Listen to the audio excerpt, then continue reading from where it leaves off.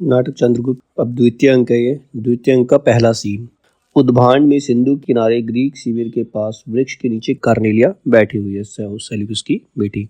Cornelia कहती है, सिंधु का यह मनोहर तट जैसे मेरी आंखों के सामने एक नया चित्रपट उपस्थित कर रहा है। मतलब उसको वातावरण बहुत अच्छा लग रहा है। इस वातावरण में धीरे धीरे उठती हुई प्रशांत स्निग्धता जैसे हृदय में घुस रही है।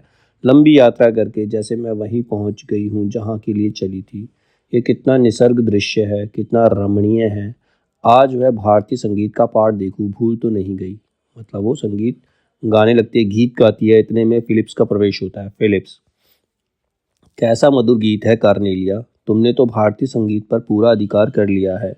चाहे हम लोगों को भारत पर अधिकार करने में अभी विलंब हो, हमने अभी तक भारत पर अधिकार नहीं किया है। वो सिकंदर के साथ आई है क्योंकि सेल्यूकस सिकंदर का सेनापति है, तो वो भारतीय पर अधिकार करने के लिए आए थे। फिलिप्स यही कहना चाहता है कि तुमने भारतीय संगीत पर तो हमसे पहले ही अपना पूरा अधिकार कर लिया है, अभी हमारा भारत पर अधिकार करना बाकी। कार्नेलिया, फिलिप्स, यह तुम हो। आज दारा की कन्या वाल्हीक जाएगी। फिलिप्स, दारा की कन्या नहीं कुमारी, साम्राज्ञी कहो। वो रानी है, सिकंदर की महारानी है। कार्नेलिया, असंभव है फिलिप्स। ग्रीक लोग केवल देशों को विजय करके समझ लेते हैं कि लोगों के हृदय पे भी अधिकार कर लिया। वह देव कुमारी सी सुंदर बालिका साम्राज्ञी कहने पर तिल मिला जाती है। उसे ये विश्वास है कि एक महान साम्राज्य की लूट में मिली हुई वह एक दासी है। मतलब वो उसकी दासी है क्योंकि उन्होंने उसके देश को हरा के उसे जीता है, तो वो एक महारानी नहीं, एक दासी है। प्रणय परिणीता पत्नी नहीं है। फिलिप्स, कुमारी, प्रणय के सम्मुख क्या साम्राज्य तुच्छ है? प्रेम के आगे पूरा साम्राज्य बेकार है। कार्नेलिया, यदि प्रणय हो, यदि प्रेम हो तो अवश्य साम्राज्य तुच्छ है। फिलिप्स, प्रणय तो मेरा हृदय पहचानता है। कार्नेलिया हंसती है, कहती है, ओहो, यह तो बड़ी विचित्र बात है। फिलिप्स, कुमारी, क्या तुम मेरे प्रेम की हंसी उड़ाती हो? कार्नेलिया, नहीं सेनापति, तुम्हारा उत्कृष्ट प्रेम बड़ा भयानक होगा, उससे तो डरना चाहिए। फिलिप्स गंभीर होकर, मैं पूछने आया हूँ कि आगामी युद्धों से दूर रहने के लिए शिविर की सब स्त्रियां स्कंधावार में साम्राज्ञी के साथ जा रही हैं, क्या तुम भी चलोगी? कार्नेलिया, नहीं, संभवतः पिताजी को यहीं रहना होगा, इसीलिए मेरे जाने की आवश्यकता नहीं। फिलिप्स कुछ सोचकर, कुमारी, ना जाने फिर कब दर्शन हो, इसीलिए एक बार इन कोमल करों को चूमने की आज्ञा दे दो। उसके हाथों को चूमना चाहता है। कार्नेलिया, तुम मेरा अपमान करने का साहस ना करो फिलिप्स।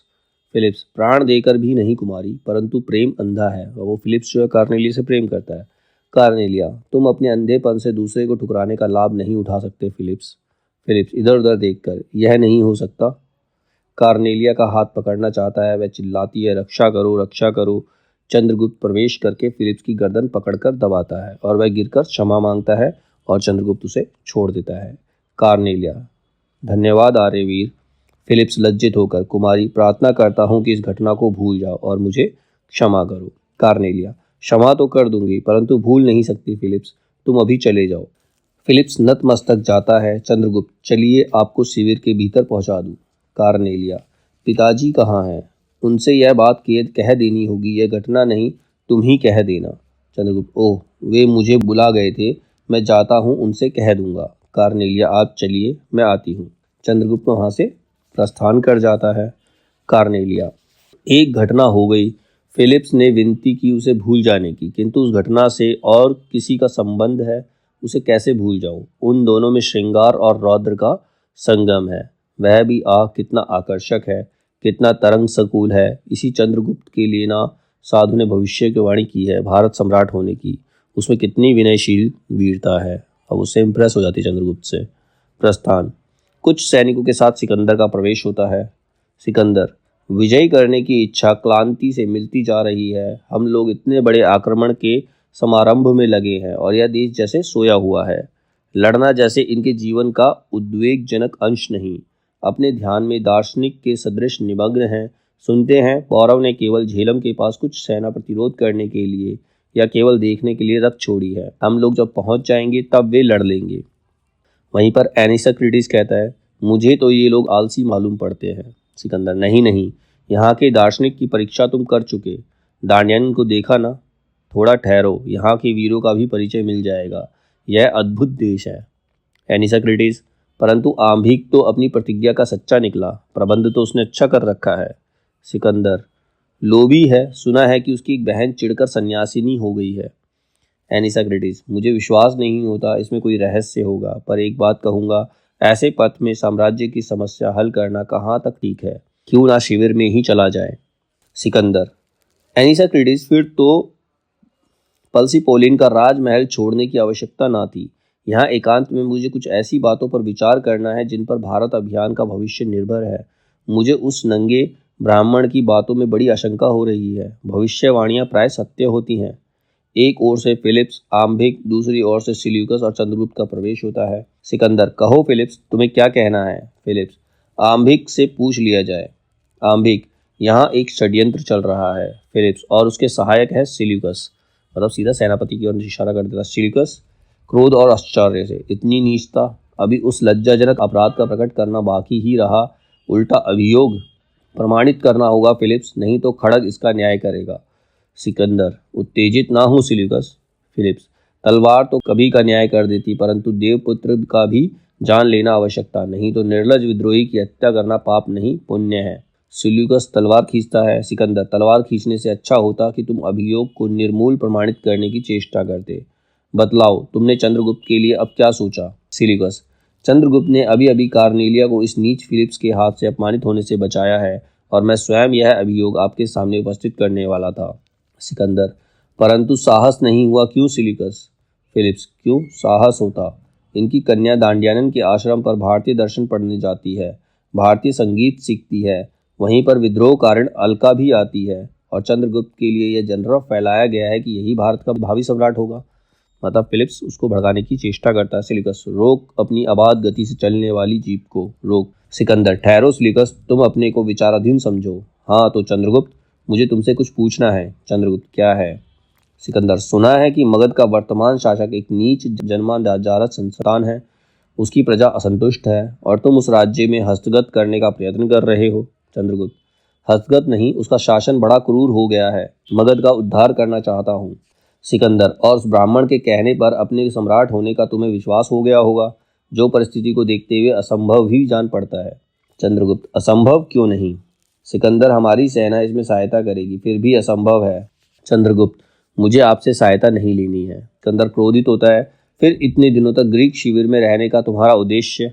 चंद्रगुप्त, एक सादर निमंत्रण और सिल्यूकस से उपकृत होने के कारण उनके अनुरोध की रक्षा, परंतु मैं यवनों को अपना शासक बनने को आमंत्रित करने नहीं आया हूँ।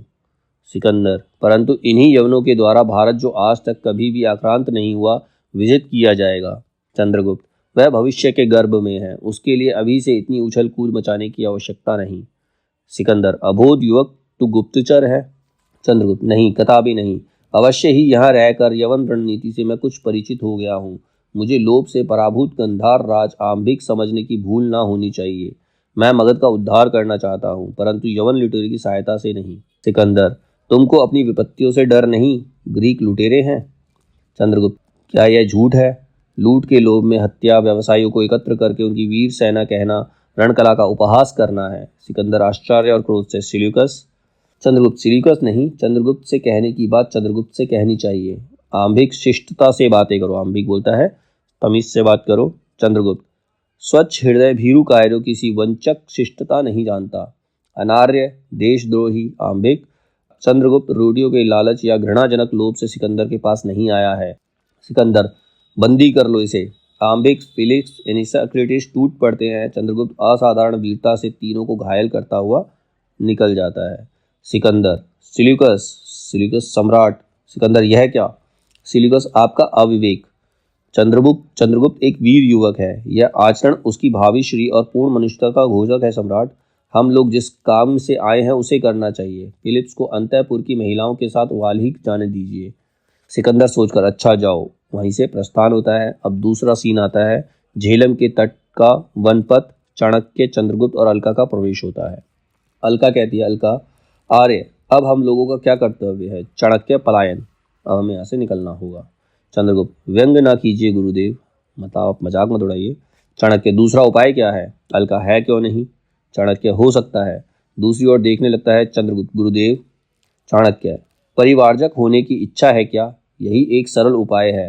चंद्रगुप्त, नहीं, कदापि नहीं, यवनों के प्रति पद में बाधा देना मेरा कर्तव्य है और शक्ति भर प्रयत्न करूंगा। चाणक्य, यह तो अच्छी बात है, परंतु सिगरण अभी नहीं आया। चंद्रगुप्त, उसे समाचार मिलना चाहिए। चाणक्य, अवश्य मिला होगा। अलका यदि ना आ सके? चाणक्य जब काली घटाओं से आकाश घिरा हो, रह रहकर बिजली चमक जाती हो, पवन स्तब्ध हो, उमस बढ़ रही हो और आषाढ़ के आरंभिक दिन हो, तब किस बात की संभावना करनी चाहिए? अलका जल बरसने की। चाणक्य ठीक उसी प्रकार जब देश में युद्ध हो, सिंगरण माला को समाचार मिला हो, तब उसके आने की भी निश्चित आशा है। चंद्रगुप्त उधर देखिए, वे दो व्यक्ति कौन आ रहे हैं? सिंगरण का सहारा लिए वृद्ध गांधार राज का प्रवेश होता है। चाणक्य राजन। गांधार राज विभव की छलनाओं से वंचित एक वृद्ध, जिसके पुत्र ने विश्वासघात किया हो और कन्या ने साथ छोड़ दिया हो, मैं वही एक अभागा मनुष्य हूँ। वो अलका का पिता था। अलका पिताजी और गले से लिपट जाती है। गांधार राज बेटी अलका, अरे तू कहाँ भटक रही है? अलका कहीं नहीं पिताजी, आपके लिए छोटी सी झोपड़ी बना रखी है, चलिए विश्राम कीजिए। गांधार राज नहीं, तू मुझे अपनी झोपड़ी में बिठाकर चली जाएगी। जो महलों को छोड़ चुकी है, उसका झोपड़ियों के लिए क्या विश्वास? अलका नहीं पिताजी, विश्वास कीजिए। सिंगरण से मालव, मैं कृतज्ञ हुई कि आप मेरे पिता को यहाँ लेकर आए। सिंगरण सस्मित नमस्कार करता है, मतलब मुस्कान के साथ नमस्कार करता है। पिता के साथ अलका का प्रस्थान होता है। चाणक्य सिंगरण तुम आ गए, परंतु? सिंगरण किंतु परंतु नहीं आ रहे, आप आज्ञा दीजिए, हम लोग कर्तव्य में लग जाएं, विपत्तियों के बादल मंडरा रहे हैं। चाणक्य उसकी चिंता नहीं, पौधे अंधकार में बढ़ते हैं और मेरी नीति लता भी उसी भांति विपत्ति तम में लहलही होगी। हाँ, केवल शौर्य से काम नहीं चलेगा, एक बात समझ लो। चाणक्य सिद्धि देखता है, साधन चाहे कैसी हो। बोला तुम लोग प्रस्तुत हो? सिंगरण हम लोग प्रस्तुत हैं। चाणक्य तो युद्ध नहीं करना होगा। चंद्रगुप्त फिर क्या? चाणक्य सिंगरण और अलका को नट और नटी बनना होगा। चंद्रगुप्त बनेगा सपेरा और मैं ब्रह्मचारी। देख रहे हो चंद्रगुप्त, पर्वतेश्वर की सेना में जो एक गुल्म अपनी छावनी अलग डाले हैं, वे सैनिक कहाँ के हैं? चंद्रगुप्त नहीं जानता। चाणक्य अभी जानने की आवश्यकता भी नहीं, हम लोग उसी सेना के साथ अपने स्वांग रखेंगे, वही हमारे खेल होंगे।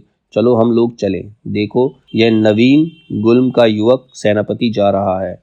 सबका प्रस्थान होता है। पुरुष वेश में कल्याणी और सैनिक का प्रवेश होता है। कल्याणी सेनापति, मैंने दुस्साहस करके पिताजी को चिढ़ा तो दिया, पर अब कोई मार्ग बताओ जिससे मैं सफलता प्राप्त कर सकूं।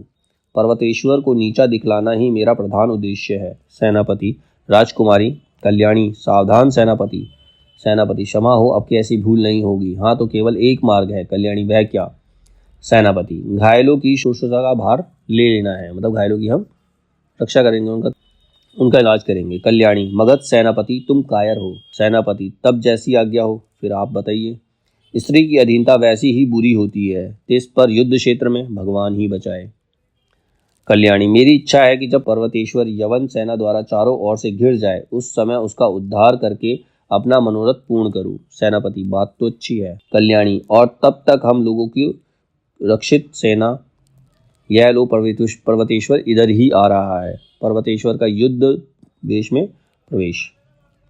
पर्वतेश्वर दूर दिखलाकर, वह किस गुल्म का शिविर है युवक? कल्याणी मगध गुल्म का महाराज। पर्वतेश्वर मगध की सेना? असंभव, उसने तो रण निमंत्रण ही अस्वीकृत कर दिया था। कल्याणी परंतु मगध की बड़ी सेना में एक छोटा सा वीर युवकों का दल इस युद्ध के लिए परम उत्साहित था। स्वेच्छा से उसने इस युद्ध में योग दिया है। पर्वतेश्वर प्राच्य मनुष्यों में भी इतना उत्साह? हंसता है। कल्याणी महाराज, उत्साह का निवास किसी विशेष दिशा में नहीं है। पर्वतेश्वर हंसकर, प्रगल्भ हो युवक, परंतु रण जब नाचने लगता है तब भी यदि तुम्हारा उत्साह बना रहे तो मानूंगा। हाँ तुम बड़े सुंदर और सुकुमार युवक हो। कल्याणी को देखकर वो कहता है, इसीलिए साहस ना कर बैठना, तुम मेरी रक्षित सेना के साथ रहो तो अच्छा, समझा ना? कल्याणी जैसी आज्ञा। चंद्रगुप्त सिंगरण और अलका का वेश बदले हुए प्रवेश होता है। सिंगरण खेल देख लो खेल, ऐसा खेल जो कभी ना देखा होगा ना सुना। पर्वतेश्वर नट, इस समय खेल देखने का अवकाश नहीं। अलका क्या युद्ध के पहले ही घबरा गए सेनापति? वह भी तो वीरों का खेल ही है। पर्वतेश्वर बड़ी ठीठ है। चंद्रगुप्त ना हो तो नागों का ही दर्शन कर लो। कल्याणी बड़ा कौतुक है महाराज, इन नागों को ये लोग किस प्रकार वश में कर लेते हैं। चंद्रगुप्त संभ्रम से, महाराज अब तो अवश्य पुरस्कार मिलेगा। सपेरों की इसी चेष्टा करता है, पिटारी खोलकर सांप निकालता है। कल्याणी आश्चर्य है, मनुष्य ऐसे कुटिल विषधरों को भी वश कर सकता है, परंतु मनुष्य को नहीं। पर्वतेश्वर नागों पर तुम लोगों का अधिकार कैसे हो जाता है? चंद्रगुप्त मंत्र महौषधि के भाले से बड़े बड़े मत नाग वशीभूत होते हैं। पर्वतेश्वर भाले से? सिंगरण हाँ महाराज, वैसे ही जैसे भालों से मदमत मातंग। हाथी, पागल हाथी को भी वश में किया जा सकता है। पर्वतेश्वर, तुम लोग कहाँ से आ रहे हो? सिंगरण, ग्रीकों के शिविर से। चंद्रगुप्त, उनके भाले भारतीय हाथियों के लिए वज्र ही है। पर्वतेश्वर, तुम लोग आम्भिक के चर तो नहीं हो, मतलब आम्भिक के दूत तो नहीं हो। सिंगरण, रातों रात यवन सेना विस्ता के पार हो गई है, समीप है महाराज, सचेत हो जाइए। पर्वतेश्वर, मगध नायक, इन लोगों को बंदी करो। चंद्रगुप्त कल्याणी को ध्यान से देखता है। अलका, उपकार का भी यह फल। चंद्रगुप्त, हम लोग बंदी ही हैं, परंतु रणव्यूह से सावधान होकर सैन्य परिचालन कीजिए। जाइए महाराज, यवन रणनीति भिन्न है, अलग है। पर्वतेश्वर घबरा जाता है, उद्विग्न भाव से जाता है। कल्याणी सिंगरण से, चलो हमारे शिविर में ठहरो, फिर बताया जाएगा। चंद्रगुप्त, मुझे कुछ कहना है। कल्याणी, अच्छा तुम लोग आगे चलो। सिंगरण त्यागी आगे बढ़ते हैं। चंद्रगुप्त, इस युद्ध में पर्वतेश्वर की पराजय निश्चित है। कल्याणी, परंतु तुम लोग कौन हो? ध्यान से देखती है। मैं तुमको पहचान। चंद्रगुप्त, मगध का एक सपेरा। कल्याणी, और भविष्यवक्ता भी। चंद्रगुप्त, मुझे मगध के पताका के सम्मान की। कल्याणी, कौन? चंद्रगुप्त तो नहीं? चंद्रगुप्त, अभी तो एक सपेरा हूँ राजकुमारी कल्याणी।